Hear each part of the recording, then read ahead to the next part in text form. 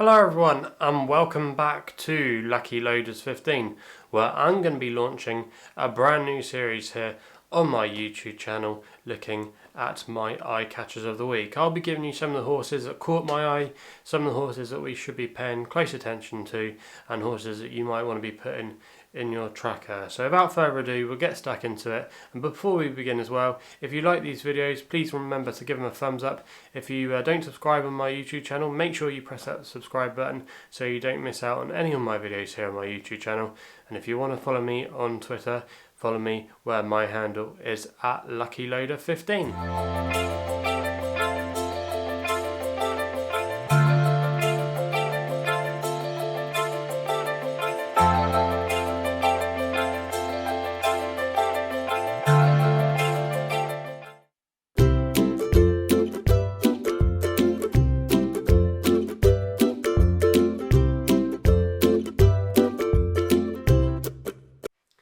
Now the first horse I'm going to be sharing with you guys caught my eye last Monday. That's Monday the 21st of September, and it's a horse called Blackrod for Michael Dods. Now the horse had shown a bit of ability on debut to finish in second place at Newcastle behind 5,000 to 1, and we went on to see 5,000 to 1 finish second in the Millreef Stakes at Newbury a couple of weeks ago. So that was a nice level of form, and it was only his debut run at Newcastle for Blackrod. So Blackrod, you were obviously expecting a good run at Hamilton on his next start, and he blew the field away really comfortably in the end.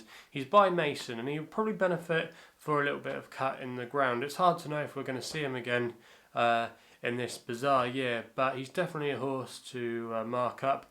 Michael Dods as well is a trainer I like. He does very well with his sprinters, and I think this horse is going to be one we want to be keeping on side.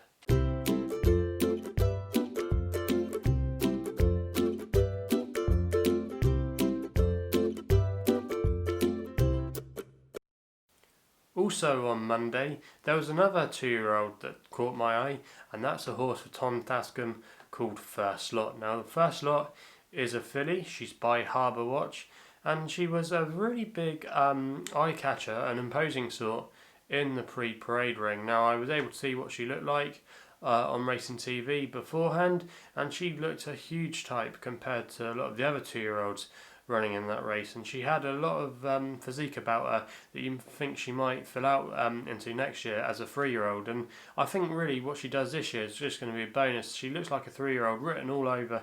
Again, like Blackrod, it's going to be hard to know when we're going to be seeing this horse again. I suspect maybe they might give her another crack. She won her nursery that day at Leicester quite comfortably off a mark of 72.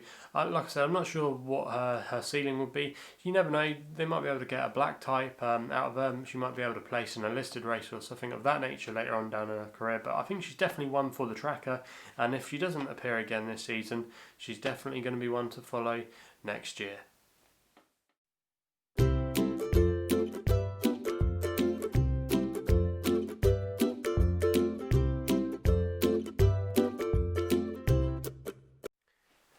Moving on for a little bit of jumps action now at Perth on Wednesday. A horse that I thought would do well next time out is a horse called Carinae for Olly Murphy. Now she was making her hurdles debut that day after winning on all her previous starts. She won point to point in Ireland over 3 miles, and then we saw her earlier this year when she won a bumper on the all-weather at Newcastle, and I was quite excited about her chances in that race at Perth. She looked like a nice type and a scopy sort. She's quite a big, imposing horse as well, and again, I think she's definitely one we're going to be keeping an eye on. Olly Murphy said after her victory at Perth on Wednesday that she's definitely going to be a 3-mile chaser, but I'd still like to think she's capable of doing a little bit more over hurdles. Olly Murphy said we might see her again in the next couple of weeks. She probably would carry a penalty in another Mayor's Novice, but I think she's definitely one to keep on side. I think we'll be seeing her possibly some of the spring festivals later on down the line, or some of the big meetings later on in the year where there'll be some decent mares handicaps. They've got a good programme booked now for the mares. I think she's definitely going to be one to keep on side. So that's Carinae.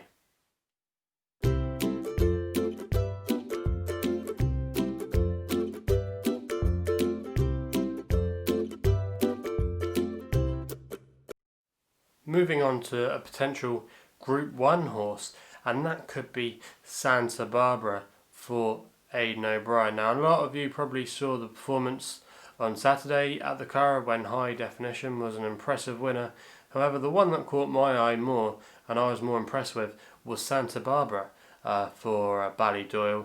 Now, it's interesting to see what she's going to do. Are we going to see her again? She does have an entry in the Group 1 Fillies Mile next month at Newmarket, where she's currently priced at 66 to 1. So if she's that price, you probably think that she's either A, slipped through the net, or B, she's probably unlikely to go to the race. I probably suspect that she is unlikely to turn up. Maybe they might still send her over, maybe they might contest her in the listed race if they're still going to run it, that Peaceful, her stablemate, ran in last year. So it'd be interesting to see where they go with her. She's got a lovely pedigree. She's by Camelot. She's actually a half sister to a Group 1 winner, Iridessa, so there's a lot to like about her, and I just thought that the way she did her job on debut was very, very impressive. She wasn't favourite for the race either. She was well fancied, obviously being by Aidan O'Brien at 9 to 2, but for quite a lot of nice types on offer, she wasn't actually that warmly fancied in the market as she could have been. So yeah, Santa Barbara was a very impressive winner, I thought, on debut at the Curragh, and she's definitely one to keep on side, but I think she'll do a lot more as a 3-year-old and possibly could be one to keep an eye out for races like the 1,000 Guineas. Who knows, maybe she could be an Epsom Oaks filly, but I'm looking forward to seeing what she does throughout her career, and she's definitely one to put in the tracker.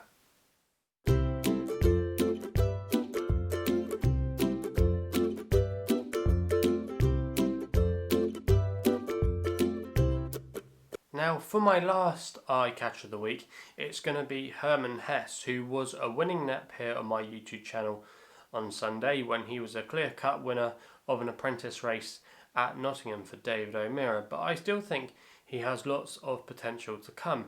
Now, things didn't go quite up to plan when he was a 2-year-old with John Gosden. He ran in some nice races, however. He ran behind Khalifa Sat in a novice race, who finished second in an Epsom Derby. Also as well, he finished in a credible 4th place, I think it was, in a race that worked out quite well at Bath, bumping into the likes of Midnight's Legacy, who's now rated in the 90s, and also as well Staghorn, who's been a promising stayer so far this year for Archie Watson. So there's a lot to like about his juvenile form. He was then sold from John Gosden's yard and he went over to France, and he wasn't shown too much there. However, he was brought by David O'Meara and returned to England, and David O'Meara does very well with his recruits he gets from France.